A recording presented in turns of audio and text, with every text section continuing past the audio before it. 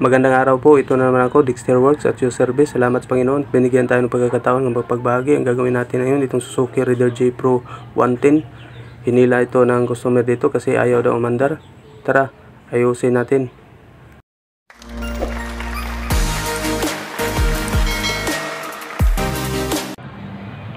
Unang-una, tingnan natin dito sa high tension wire na kung may kuryente. Ayun, walang kuryente na lumalabas dito sa may ignition coil niya.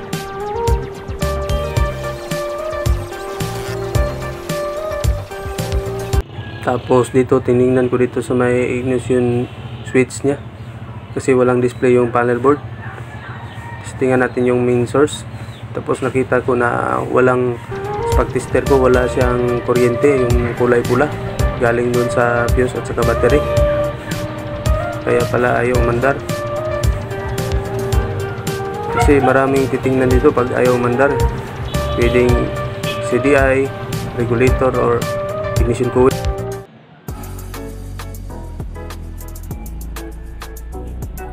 Tapos posible rin na fuse, kaya ayaw mandar. Tsaka yung ignition switch, tingnan natin yun mamaya. Tsaka unahin natin dito sa may fuse nya. Okay naman yung connection nya dito sa may fuse. Palitan na natin to ng bagong fuse. Tapos dito walang output, walang kuryente galing sa fuse, yung kulay pula na wire. Tanggalin ko tong electrical tape dito na nakabalot sa ilalim. Ito yung steering, ayan, tanggal ko na. Parang may dinugtong sila dito na wire. Iba na yung kulay orange yung dinugtong doon sa may kulay pula. Wala talaga. Balikan muna natin to ng fuse kasi yung kulay pula, yun ang main supply nya or main source galing sa battery. Gagawin ko dito, iba-bypass ko ito. Maglagay ako ng bagong wire dito galing sa fuse tungo dito sa harap. Ito yung magiging main supply nya. Ayan. Tapos may gagawin tayo doon sa fuse. I-series natin doon yung wire na to.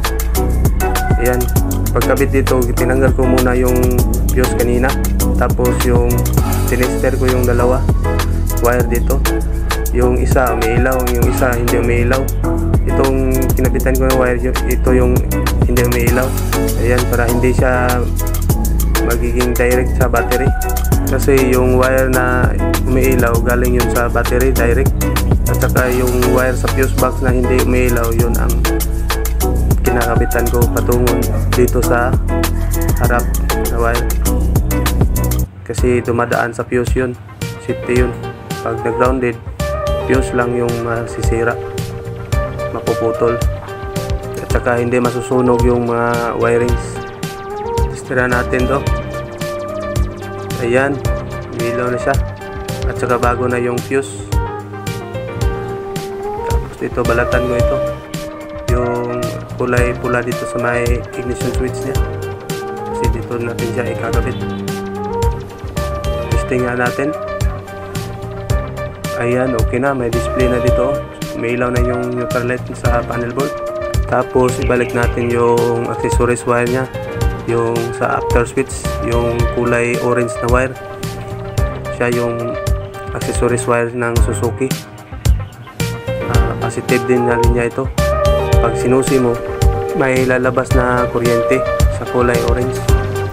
Pag sinusi mo ang susian dito sa ignition switch.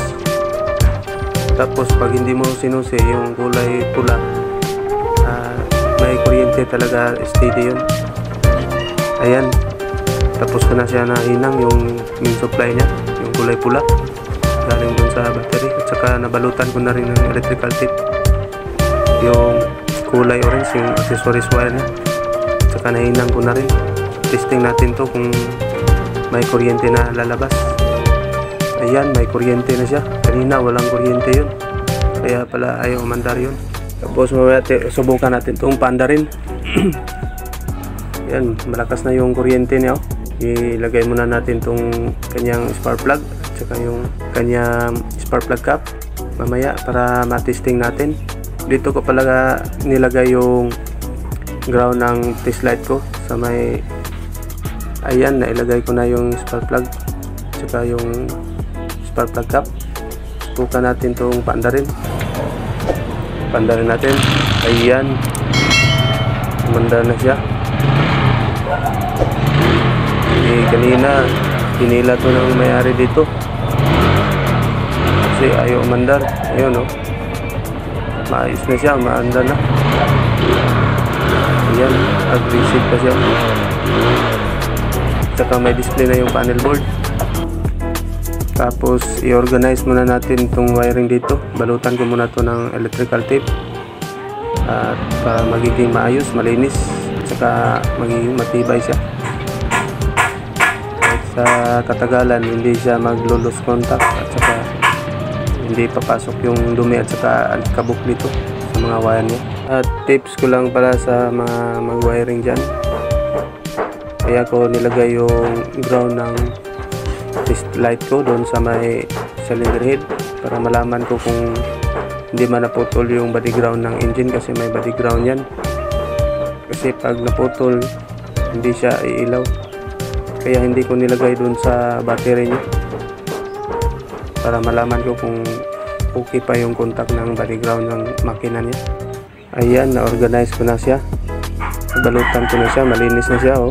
Yung silalim nakabalot na siya, malinis at saka maayos na siya at saka matibay na. Tatagal na to hanggang 5 years to 10 years. Ayan, oh, umiilaw na yung panel board.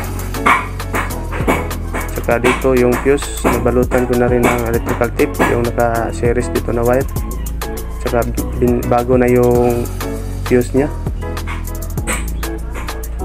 20 amperes yung nilagay ko dito sa fuse nya para matagal siyang masira. Kaya naputol yung wire niya sa katagalan kasi matagal na tong motor na to. 2012 model ba to? Ilang taon na rin, 11 years na yata, 12 years. Palitin na to ng harness wire sana, pero ginawa ko na ng paraan. Ginawan ko lang ng paraan para umayos siya at umandar ulit. Tsaka yung wire na ginamit ko, number 16 gauge yun, yung wire na ginamit ko para magiging main source siya, main supply. Ibalik ko na tong kanyang headlight. Matibay at makapal yung number 16 na wire, kaya hindi siya kaagad masira, hindi tulad ng luma na nasira kasi nagkaroon siya ng corrosion sa loob at saka kinalawang na, kaya naputol at saka napudpud. Sabit ko na to at saka lagyan ko na tong ng mga tornilyo. Ibalik ko na to lahat.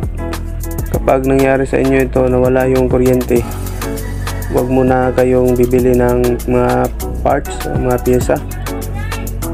Ihanapin nyo muna yung trouble niya. Troubleshoot nyo muna ng mabuti.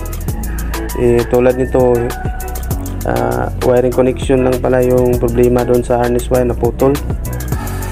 Kaya kailangan may tester kayo, tester light, para magiging maayos yung pag-troubleshoot ninyo.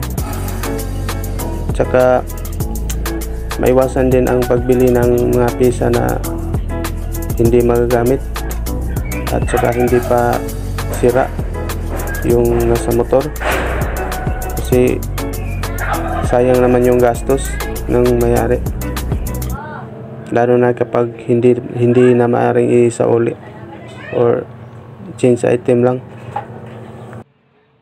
Pambili na sana yung ng bigas or ulam, o pambili ng gasolina, panggasolina sana yun.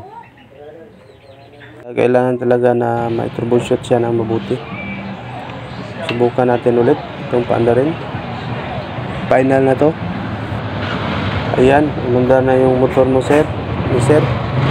Sa may-ari dyan, shout out sa'yo, sir.